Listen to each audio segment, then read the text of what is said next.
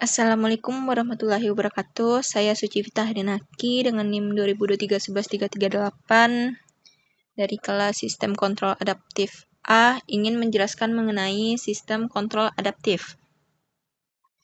Yang pertama, mari kita sedikit membahas mengenai sistem kontrol adaptif. Jadi, sistem kontrol adaptif itu yaitu sistem kontrol yang dapat mengubah parameternya sendiri secara otomatis dan real time.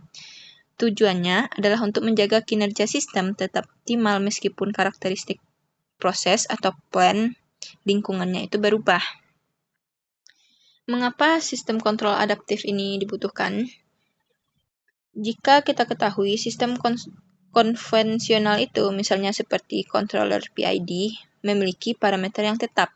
Jika plan mengalami perubahan, misalnya keausan, perubahan suhu, ataupun beban, controller konvensional tidak akan berfungsi optimal lagi. Namun, sistem adaptif ini mengatasi masalah ini dengan belajar dan menyesuaikan diri. Contoh penerapan dari sistem kontrol adaptif ini yang saya ambil ada sistem kontrol adaptif pada lampu mobil atau adaptive high beam assist. Bayangkan saat sedang mengemudi di malam hari dan butuh lampu yang sangat terang atau lampu jauh untuk melihat jalan. Tapi, jika ada mobil lain di depan, kita harus buru-buru mematikannya agar tidak menyilaukan pengemudi tersebut. Lampu adaptif melakukan semua itu secara otomatis dan juga cerdas. Jadi, apa itu lampu depan adaptif? Ini merupakan sebuah sistem pada mobil yang bisa mengendalikan lampu jauh secara otomatis. Tujuannya adalah untuk memberi penerangan maksimal tanpa menyilaukan pengemudi lain. Mengapa fitur ini penting? Yang pertama untuk keamanan. Akan memberikan visibilitas terbaik di malam hari. Lalu kenyamanan. Pengemudi tidak perlu repot mengubah mode lampu secara manual. Yang ketiga ada prinsip cerdas. Sistem ini bekerja berdasarkan prinsip kontrol adaptif yang berarti ia menyesuaikan diri dengan kondisi jalan secara real time. Nah, di sini ada diagram blok sistem dari lampu adaptif tersebut. Diagram ini menunjukkan bagaimana sistem adaptif berinteraksi dengan lingkungan untuk mencapai tujuannya. Ini adalah sistem umpan balik atau feedback loop yang terus-menerus memantau dan menyesuaikan diri. Di sini dapat kita lihat inputnya itu yaitu referensi input. Lalu di sini ada sensor, ada controller, dan juga ada plan. Lalu ada pada gambar ada terdapat actual light control condition. Ini merupakan outputnya. Jadi pada gambar ini sinyal masuk atau input referensinya itu, alur kerjanya itu akan dimulai dari kiri dengan input referensi. Ini merupakan tujuan utama kita, yaitu ingin lampu menyala terang. Sinyal ini akan masuk ke dalam sistem. Di sini ada summing point itu untuk membandingkan errornya ya. Lalu yang kedua ada mata pabrik, yaitu sensor. Pada saat yang sama ada sensor atau kamera yang bertugas mengawasi kondisi di luar pabrik atau lingkungan jalan. Sensor ini melihat apapun yang terjadi termasuk cahaya dari mobil. Apa yang dilihat sensor ini disebut output aktual. Sinyal ini bergerak dari sensor menuju mekanisme adaptasi. Lalu pada gambar ini ada mekanisme adaptasi. Sinyal dari sensor tadi atau output aktual masuk ke mekanisme adaptasi. Otak ini membandingkan tujuan awal atau ingin lampu terang dengan kondisi nyata yang dilihat sensor. Jika kondisi nyata sesuai tujuan, tidak ada mobil lain, otak pabrik atau mekanisme adaptasi ini tidak mengeluarkan sinyal koreksi. Jika kondisi nyata berbeda dari tujuan atau ada mobil lain, dia akan mengeluarkan sinyal galat atau sinyal koreksi. Kemudian pelaksanaan perintahnya pada controller. Sinyal dari otak atau mekanisme adaptasi bergerak menuju controller. Controller adalah pelaksana perintah. Ia menerima sinyal koreksi dan mengubahnya menjadi perintah yang bisa dimengerti oleh lampu. Lalu di sini plan ada perintah dari controller menggerakkan plan yaitu lampu depan mobil.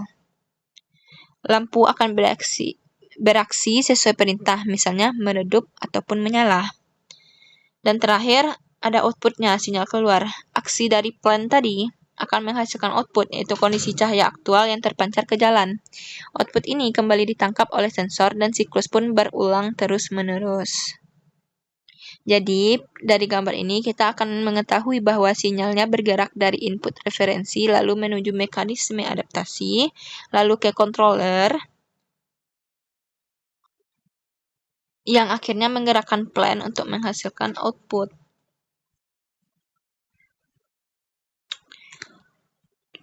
Lanjut, komponen-komponen utama diagram blok. Yang pertama ada referensi input atau tujuan. Tujuan utama sistem adalah pencahayaan maksimal yang aman. Ini adalah kondisi ideal yang ingin dicapai. Yang kedua ada sensor, mata sistem. Berupa kamera digital yang dipasang di dalam mobil, fungsi utamanya adalah melihat dan mendeteksi sumber cahaya lain seperti lampu mobil di depan. Selanjutnya ada adaptation mechanism atau otak sistem. Ini adalah bagian paling cerdas. Ia menerima data dari kamera dan menganalisisnya. Kerja utamanya adalah membandingkan apa yang dilihat kamera dengan kondisi ideal, lalu membuat keputusan. Selanjutnya ada error signal atau signal perbedaan. Muncul ketika ada perbedaan antara kondisi ideal, jalan gelap, dan kondisi yang terlihat oleh kamera atau adanya lampu mobil lain. Lalu ada controller sebagai pelaksana perintah. Menerima perintah dari otak sistem. Tugasnya adalah mematikan atau meredupkan lampu jauh sesuai perintah. Lalu ada plan atau proses lampu mobil dan jalan. Ini adalah lampu depan mobil itu sendiri dan lingkungan jalanan yang diberi cahaya. Alur kerja dari sistem kontrol adaptif pada lampu mobil ini yaitu mulai dengan tujuan. Pengemudi mengaktifkan fitur lampu otomatis. Tujuannya adalah menyalakan lampu jauh. Kemudian pemantauan berkelanjutan. Sensor kamera terus melihat jalan. Jika tidak ada mobil lain, sistem menganggap kondisi ini ideal. Lalu ada deteksi gangguan. Saat kamera mendeteksi lampu mobil lain, ini dianggap sebagai gangguan. Perbedaan ini menciptakan sinyal galat atau sinyal error. Lalu pengambilan keputusan. Otak sistem atau mekanisme adaptasi nantinya akan memproses sinyal galat tersebut dan memutuskan untuk mengubah lampu. Selanjutnya tindakan otomatis. Otak sistem mengirimkan perintah ke controller. Controller langsung mematikan atau meredupkan lampu jauh. Dan yang terakhir, kembali ke kondisi normal. Setelah mobil lain lewat dan kamera tidak lagi mendeteksi cahaya, otak sistem kembali menyalakan lampu jauh. Proses ini akan terus berulang secara otomatis. Kesimpulan yang dapat kita ambil pada pembelajaran kontrol adaptif dengan contoh penerapan lampu depan mobil adaptif ini. Jadi, sistem lampu adaptif menggunakan sensor kamera sebagai mata untuk mendeteksi kendaraan lain. Berdasarkan data dari kamera, algoritma cerdasnya akan secara otomatis menyesuaikan pencahayaan lampu, menyalakan atau mematikan lampu jauh untuk memberikan visibilitas terbaik bagi pengemudi sekaligus memastikan tidak ada pengemudi lain yang silau. Ini adalah contoh sempurna dari kontrol adaptif karena sistemnya terus-menerus menyesuaikan diri dengan perubahan lingkungan secara real time. Sekian yang dapat saya sampaikan. Selamat bertemu di lain waktu. Terima kasih banyak. Wabillahi taufiq wal hidayah. Assalamualaikum warahmatullahi wabarakatuh.